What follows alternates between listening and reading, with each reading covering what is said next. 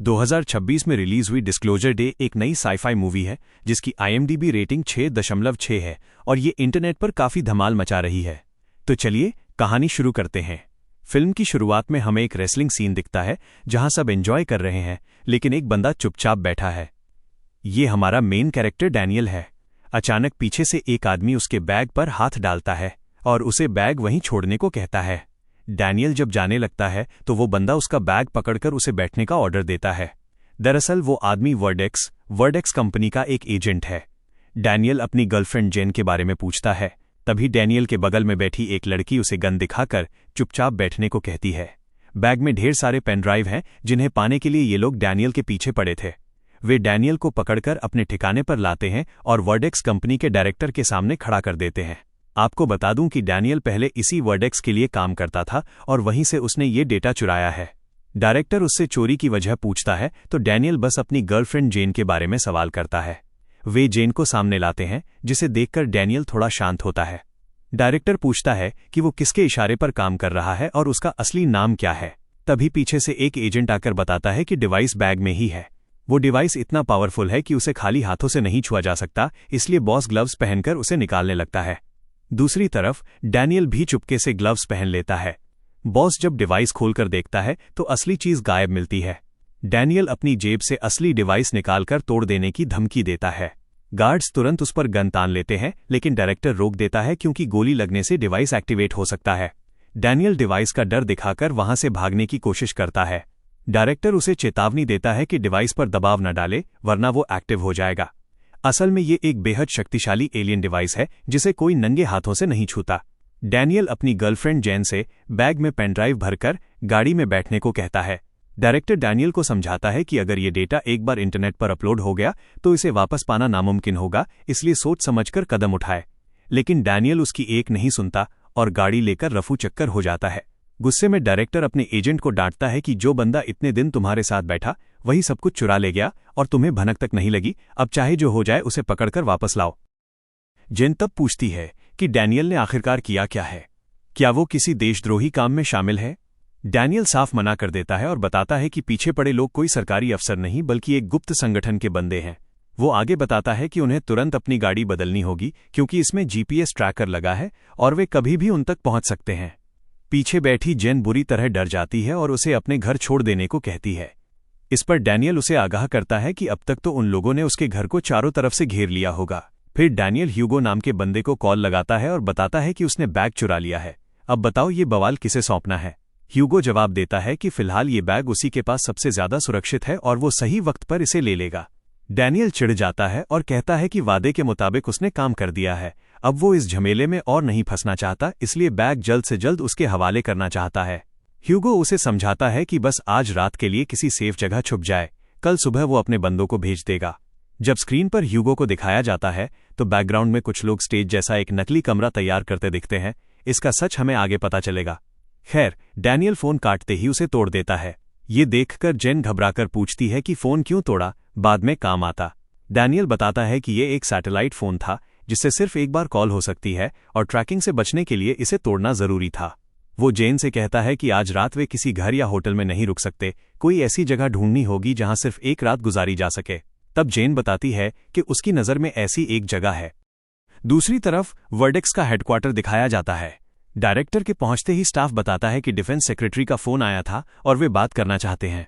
Director कहता है कि अगर उसने खुद बात की तो शक बढ़ जाएगा, इसलिए स्टाफ ही उन्हें संभाल ले और कहे कि मामूली चोरी है जिसे वे निपटा लेंगे। इसके बाद वो कंप्यूटर टीम से पूछता है कि क्या न्यूज़ या सोशल मीडिया पर कोई अपडेट आया है। जवाब मिलता है फिलहाल कोई खबर नहीं है। तभी एक स्टाफ खुलासा करता है कि कंपनी के 12 कर्मचारी आज काम पर नहीं आए हैं और उनका सामान भी गायब है। स्क्रीन पर उन 12 लोगों की तस्वीरें दिखती हैं जिनमें डैनियल भी शामिल है। डायरेक्टर समझ जाता है कि ये कोई अचानक हुई घटना नहीं बल्कि बड़े ही ठंडे दिमाग से बनाई गई पूरी प्लानिंग थी। वो सोचता है कि अगर डेटा लीक ही करना होता तो डैनियल अब तक कर चुका होता, यानी इस खेल के पीछे कोई बड़ा दिमाग छुपा है।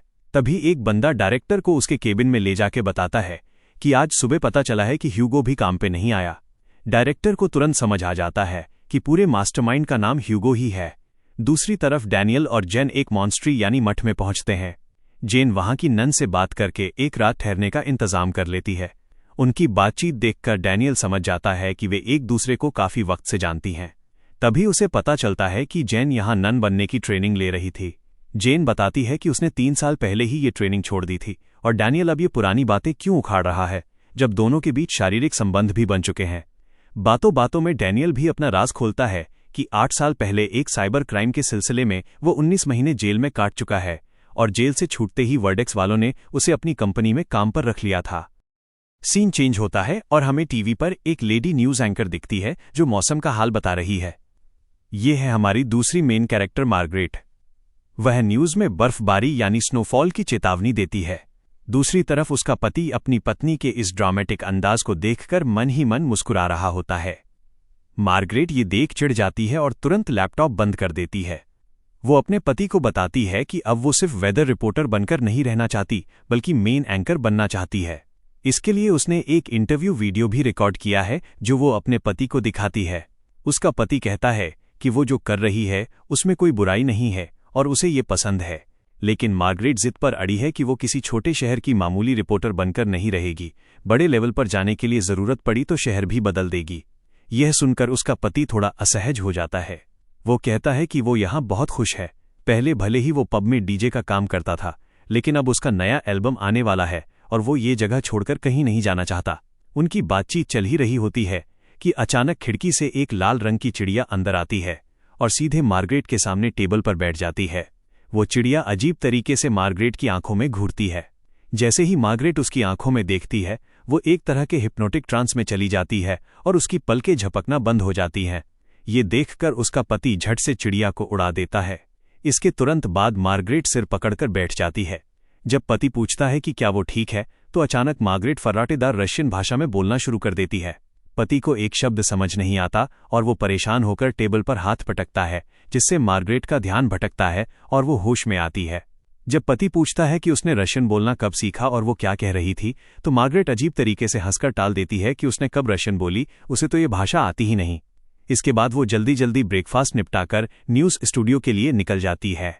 रास्ते में ओवर स्पीडिंग की वजह से पुलिस उसकी गाड़ी रुकवा लेती है। पुलिस ऑफिसर उसका लाइसेंस और आईडी चेक करने के बाद उसे गाड़ी से नीचे उतरने को कहता है।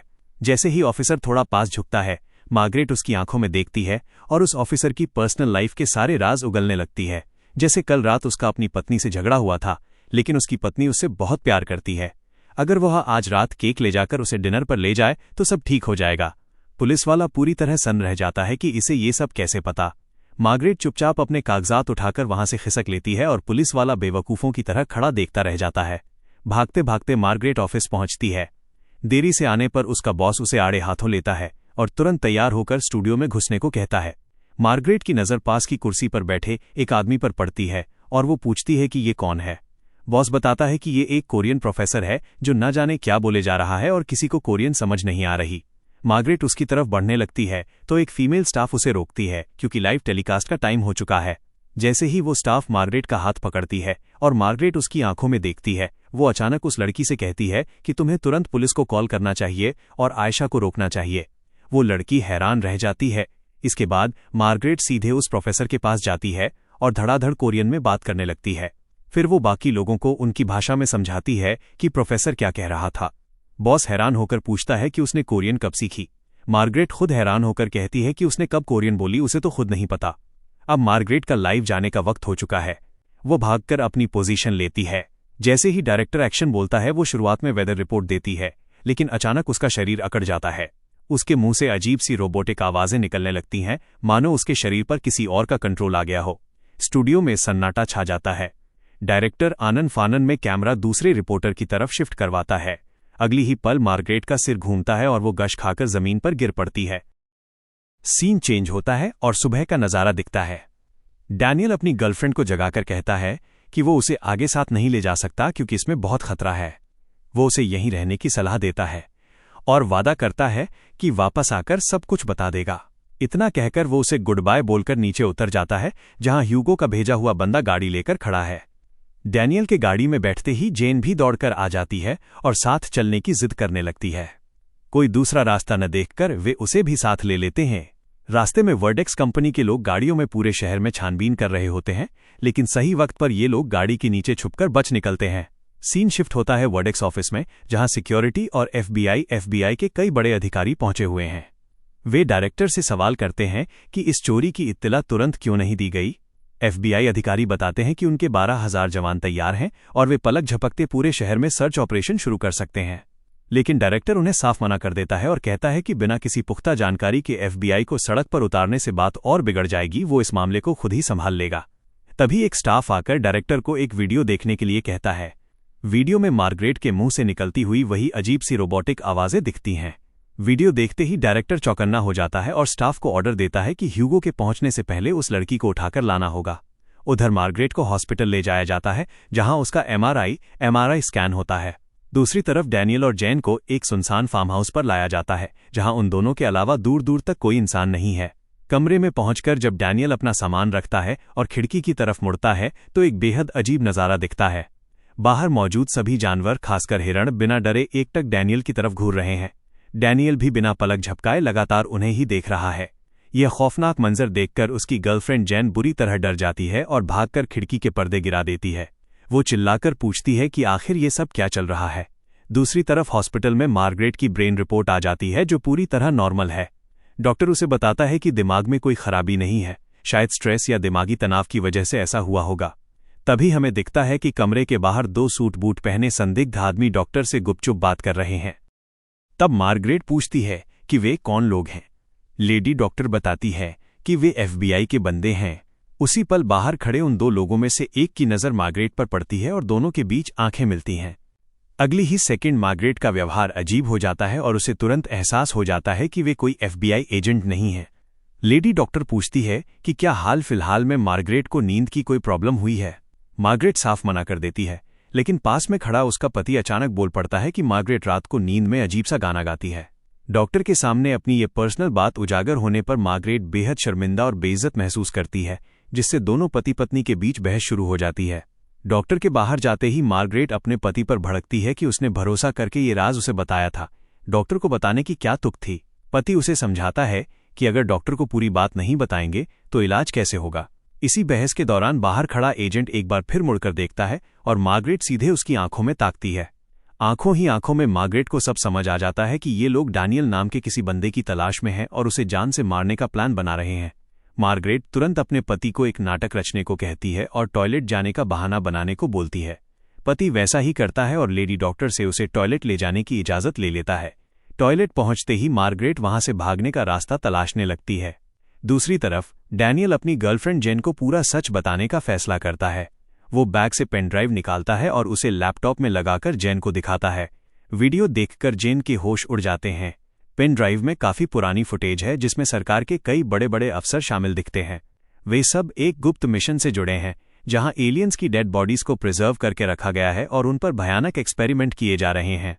यानी वर्डेक्स कोई सीधी साधी कंपनी नहीं, बल्कि एलियंस पर रिसर्च करने वाली एक सीक्रेट एजेंसी है, जिसका काम इन राजों को छुपाकर रखना है।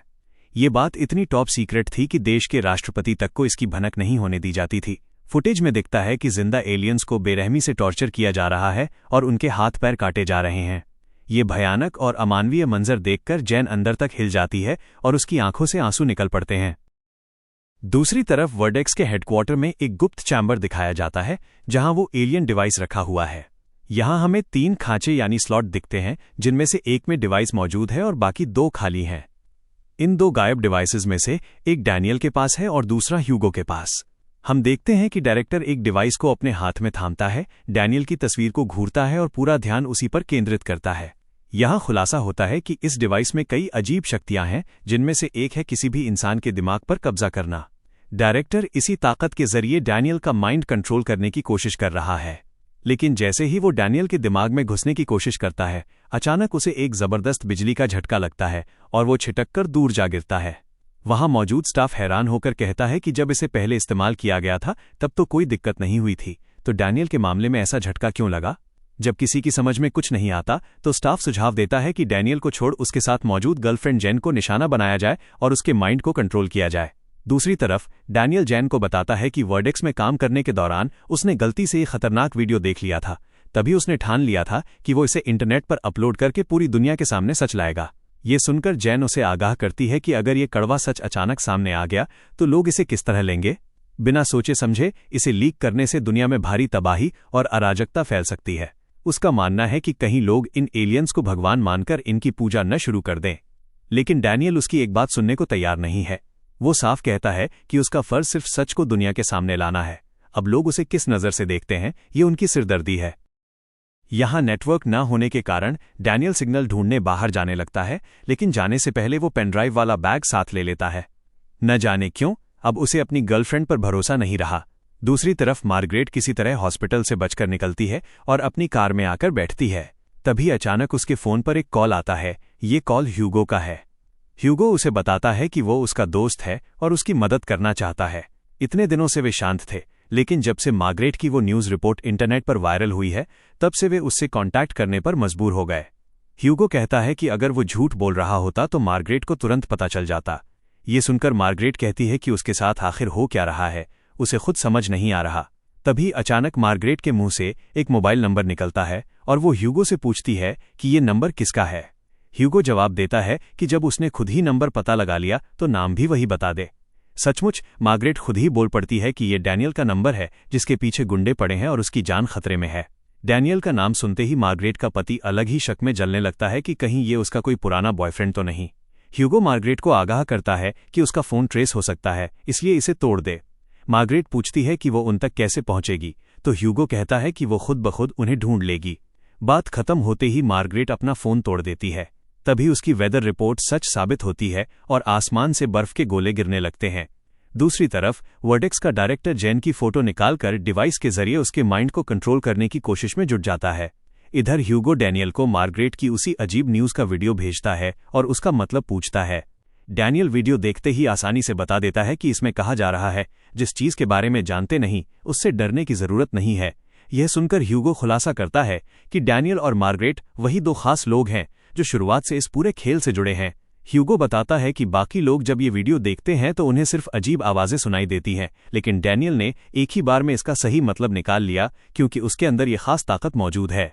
डैनियल को ह्यूगो की बातें समझ नहीं आती, लेकिन उसी पल हमें दिखता है कि डैनियल के चारों तरफ उगी घास पर अजीबोगरीब रहस्यमयी सिंबल्स यानी निशान बनने लगते हैं।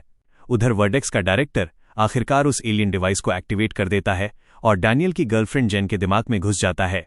जेन की आंखों का रंग नीले से गहरा काला हो जाता है और डायरेक्टर उसके शरीर और दिमाग पर पूरी तरह कब्जा कर लेता है। अब डायरेक्टर जैसे जैसे अपने हाथ पैर हिलाता है, फार्म हाउस में बैठी जेन भी ठीक वैसे ही रिएक्ट करती है। और बस यहीं पर यह पहला पार्ट खत्म हो जाता है। अगला पार्ट जल्द ही आएगा।